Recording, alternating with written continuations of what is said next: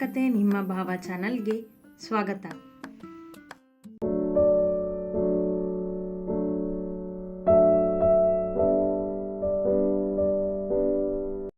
ಮತ್ತೆ ಅಮ್ಮ ನನ್ನನ್ನು ಇಲ್ಲಿಗೆ ಕರ್ಸ್ಕೋತಾರೆ ಅಂತ ಅಂದ್ಕೊಂಡಿರಲಿಲ್ಲ.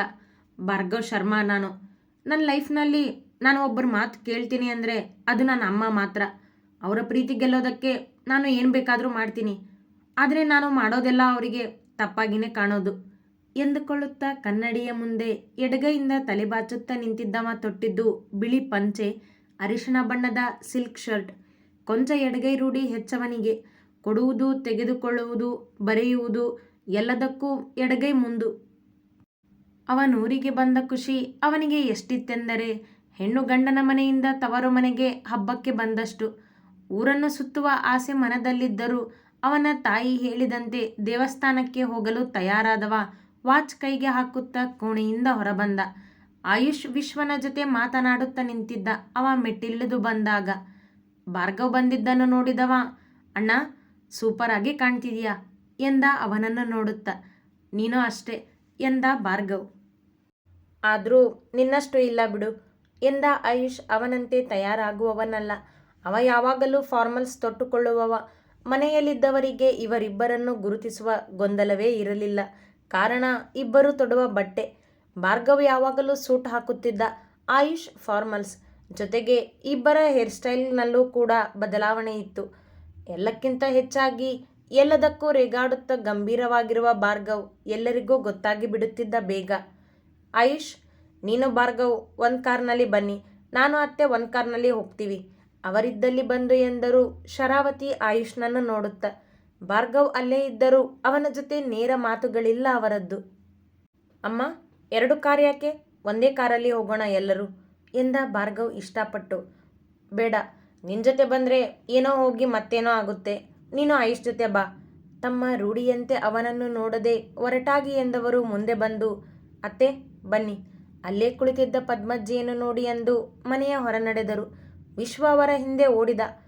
ಅವರ ಮಾತಿಗೆ ಕೋಪಗೊಂಡ ಭಾರ್ಗವ್ ಅತ್ತಿತ್ತ ನೋಡುತ್ತಾ, ಕಂಟಿ ಎಂದು ಕೂಗಿದ ಬಿರುಸಾಗಿ ತನ್ನ ಅಸಿಸ್ಟೆಂಟ್ನನ್ನು. ಅವನಿನ್ನೂ ಬಂದಿಲ್ಲ ಅಣ್ಣ, ನೇರವಾಗಿ ದೇವಸ್ಥಾನಕ್ಕೆ ಬರ್ತಾನಂತೆ, ನಾವು ಹೋಗೋಣ ಬಾ ಎಂದ ಆಯುಷ್. ಈ ಅಮ್ಮ ನನ್ನ ಮೇಲಿನ ಕೋಪ ಯಾವಾಗ ಕಡಿಮೆ ಮಾಡ್ಕೋತಾರೆ ಆಯುಷ್? ಯಾವಾಗಲೂ ಮುಖ ಉದಿಸ್ಕೊಂಡೇ ಮಾತಾಡ್ತಾರೆ. ಎಡಗೈಯಿಂದ ಕೂದಲೇರಿಸಿ ಕೇಳಿದವನ ಮುಖದಲ್ಲಿನ ಖುಷಿ ಮರೆಯಾಗಿತ್ತು. ಈಗ ಅದೆಲ್ಲ ಬಿಟ್ಬಿಡು ಅಣ್ಣ, ಒಳ್ಳೆ ಮೂಡ್ ಹಾಳು ಮಾಡ್ಕೋಬೇಡ ಬಾ ಎಂದ ಆಯುಷ್ ಅವನ ಕೈ ಹಿಡಿದು. ಸರಿ ನಡಿ ಎಂದ ಭಾರ್ಗವ್. ಆಯುಷ್ ಮಾತಿಗೆ ಕೋಪ ಅಲ್ಲಿಗೆ ಬಿಟ್ಟು ಹೊರನಡೆದು ಕಾರ್ ಹತ್ತಿದ. ಇವರಿಬ್ಬರು ಅವಳಿ ಜವಳಿಯಾದರೂ ಅಣ್ಣ ತಮ್ಮಂದಿರೇ. ಆ ರೀತಿ ಭಾವ ಬೆಳೆಸಿಕೊಂಡದ್ದು ಆಯುಷ್ ಮಾತ್ರ. ಭಾರ್ಗವ್ ಎಂದು ಅವನನ್ನು ತಮ್ಮನಂತೆ ಕಂಡವನಲ್ಲ. ತನ್ನಷ್ಟೇ ಸರಿಸಮ ಅವನು ಎಂದು ಯಾವಾಗಲೂ ಹೇಳುತ್ತಾ ಹಾಗೆ ಕಾಣುವವ.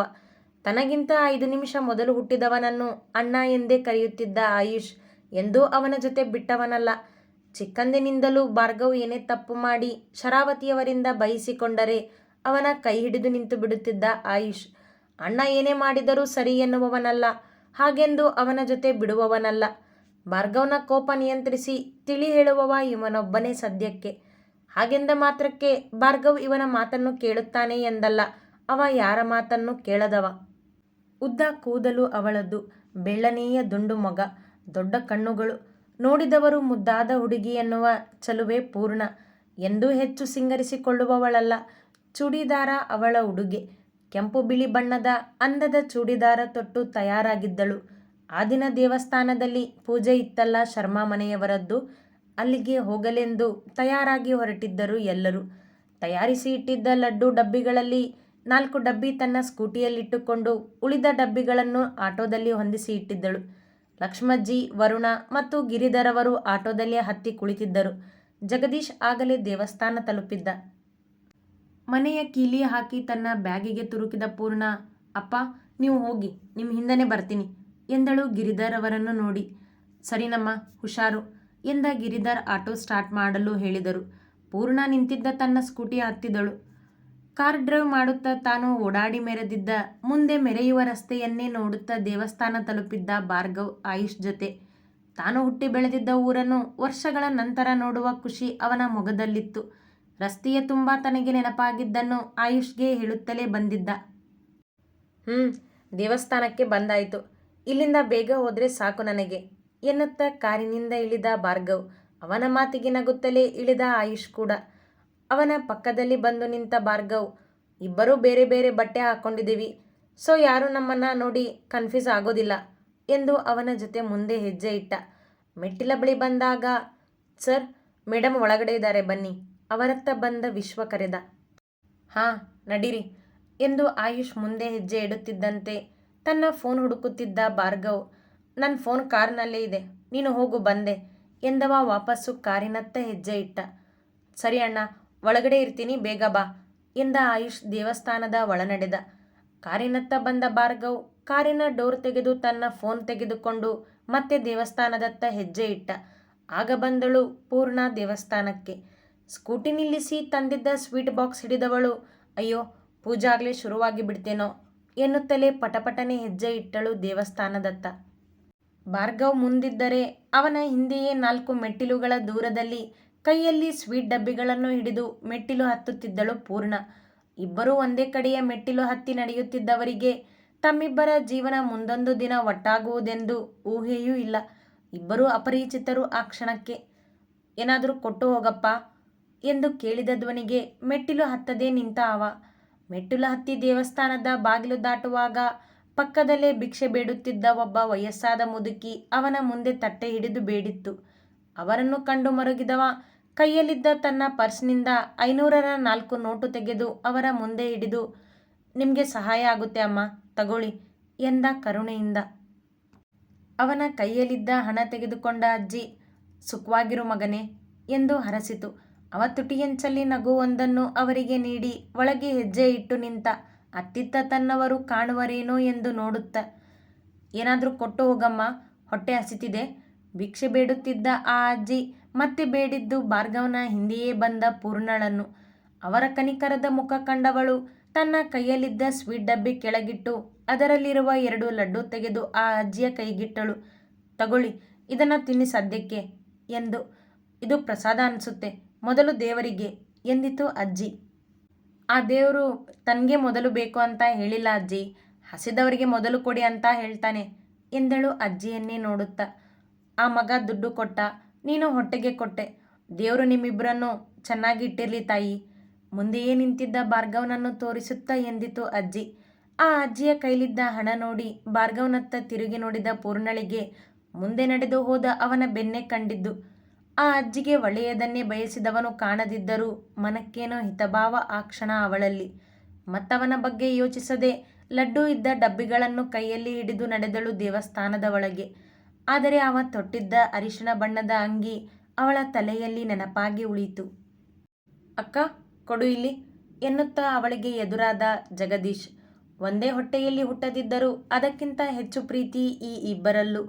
ಹಾಂ, ತಗೋ ಇದನ್ನ ಎಂದ ಪೂರ್ಣ ಅವನ ಕೈಗೆ ಸ್ವೀಟ್ ಡಬ್ಬಿ ಕೊಟ್ಟು ತನ್ನ ದುಪ್ಪಟ್ಟ ಸರಿ ಮಾಡಿಕೊಂಡು ತನ್ನ ಕೂದಲು ಸಂಭಾಳಿಸಿದಳು. ಮೊದಲು, ಈ ಕೂದಲು ಉದ್ದ ಬಿಡಬೇಡ ಅಂತ ಎಷ್ಟು ಸಾರಿ ಹೇಳಿದ್ದೇನೆ ಪೂರ್ಣ ನಾನು ನಿನಗೆ, ದೃಷ್ಟಿ ಆಗುತ್ತೆ ಕಣೆ ಎನ್ನುತ್ತಾ ಎದುರಾದರೂ ವರುಣ ಅವಳಿಗೆ.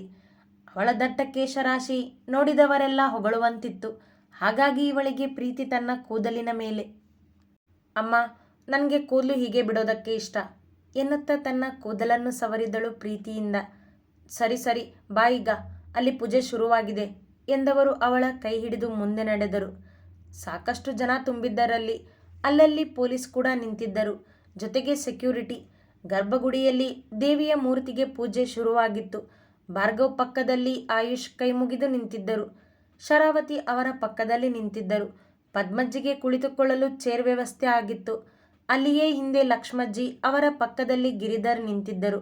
ಈ ಮೂವರ ಭೇಟಿ ಆಗತಾನೇ ಆಗಿತ್ತು. ಅಯ್ಯೋ, ಜನ ಆಗಲೇ ತುಂಬಿದ್ದಾರೆ, ಮುಂದೆ ಹೋಗೋದಕ್ಕೆ ಆಗೋದಿಲ್ಲ ಅಮ್ಮ ಎಂದಳು ಪೂರ್ಣ ನಿಂತಿದ್ದ ಜನರ ಹಿಂದೆ ಬಂದು ಕಾಣದ ಪೂಜೆಯನ್ನು ಕಾಲೆತ್ತಿ ನೋಡುವ ಪ್ರಯತ್ನ ಮಾಡುತ್ತ. ಕೊಂಚ ತಡವಾಗಿ ಬಂದಿದ್ದಳಲ್ಲ, ಹಾಗಾಗಿ ಮುಂದೆ ಹೋಗಲಾಗಲಿಲ್ಲ ಅವಳಿಂದ.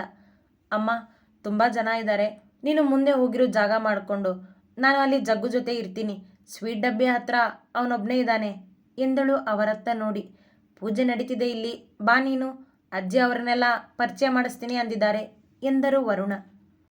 ಹಾಂ ಅಮ್ಮ, ಗೊತ್ತು, ಆದರೆ ಎಲ್ಲಿಗೂ ಹೋಗೋದಿಲ್ಲ, ಇಲ್ಲೇ ಇರ್ತೀನಿ, ಪೂಜೆ ಮುಗಿದ್ಮೇಲೆ ಬಂದು ಕೈ ಮುಗಿತೀನಿ ಎಂದಳು ಮುದ್ದಾಗಿ. ಸರಿ, ಹುಷಾರು ಎಂದ ವರುಣ ಮುಂದೆ ನಡೆದರು. ಪೂರ್ಣ ಜಗದೀಶ್ ನಿಂತಿದ್ದಲ್ಲಿ ನಡೆದಳು. ಅರ್ಧ ಗಂಟೆಯ ನಂತರ ಪೂಜೆ ಮುಗಿದಿತ್ತು. ಕತ್ತಲು ಆಗತಾನೆ ಶುರುವಾಗಿತ್ತು. ಭಾರ್ಗವ್ ಆಗಲೇ ಸುಸ್ತಾಗಿ ಹೋಗಿದ್ದ. ದೂರದ ಪ್ರಯಾಣದ ಆಯಾಸದ ಜೊತೆ ಆ ಜನಜಂಗೂಳಿ. ಅವನಿಗಾಗದು ಹೀಗೆ ಗದ್ದಲ, ಜನರ ದಟ್ಟಣೆ. ಎಲ್ಲಿಗೆ ಹೊರಟರೂ ಕಂಠಿ ಒಬ್ಬ ಅವನ ಹಿಂದೆ ಇರುತ್ತಿದ್ದನಷ್ಟೆ. ಅತಿ ಹೆಚ್ಚಿನ ಕಥೆಗಳಿಗಾಗಿ ಹಿಂಬಾಲಿಸಿ ಪ್ರತಿಲಿಪಿ ಆ್ಯಪ್ನಲ್ಲಿ ಪ್ರತಿಮಾ SH ಅವರನ್ನು.